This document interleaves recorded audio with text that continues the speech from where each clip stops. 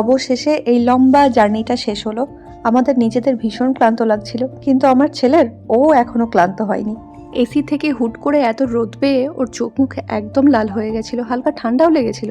এই রোদটা আমাদেরও সহ্য হচ্ছিল না। কতটা জার্নি করলে? ভালো ভালো।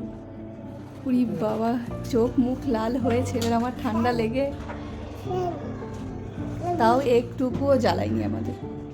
এই যে আমার নিজেরও চোখ মুখের অবস্থা ভীষণ খারাপ। মনে হচ্ছিল এবার একটা লম্বা ঘুম দিই, কিন্তু আমার ছেলে ট্রেনে একটা ঘুম দিয়েছে, এখন আর ও ঘুমাবে না। এসেই ওকে স্নান করিয়ে আমরা নিজেরাও স্নান করে নিয়েছি। তারপর ওকে একটু দই খাওয়াচ্ছিলাম, কারণ ভীষণ গরম।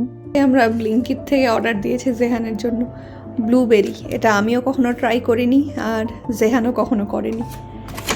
কলা, দুটো নারকেল, আর ওই যে দইটা আগেই খাইয়ে দিয়েছি জেহানকে।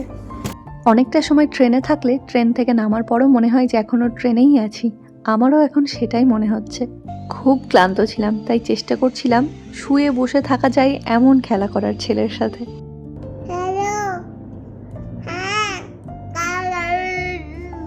এই যা খেয়েছে, ওষুধ খেয়েছে জেহান, দুষ্টুমি করে না। আমাদের নিজেদেরও ভীষণ খিদে পেয়ে গেছিলো, তাই আমরা এখান থেকে এই মহারাজা থালিটা অর্ডার করলাম। এখানে বেশিরভাগ সমস্ত কিছুই ভেজ দেখাচ্ছিল, এটাও আমরা ভেজই নিয়েছি। এই থালিটাতে আজকে একটা নতুন জিনিস ট্রাই করলাম, কারি, যেটা আমার খুব একটা ভালো লাগেনি। জেহানকে এর মধ্য থেকে শুধু জিরা রাইস আর একটু রুটি শুকনো শুকনো খাইয়েছি, আর দই খাইয়েছি, কারণ এখানে এই সবজিগুলো খাওয়ানোর মতন ওকে ছিল না। প্রচণ্ড তেল ছিল আর একটু ঝাল মশলাও বেশি ছিল। ওকে, এবার আমরা ঘুমোতে যাই। আর তোমরা এই ভিডিওটা দেখে একটা লাইক করো, কমেন্ট করো, আর আমাকে ফলো করে নিও অবশ্যই।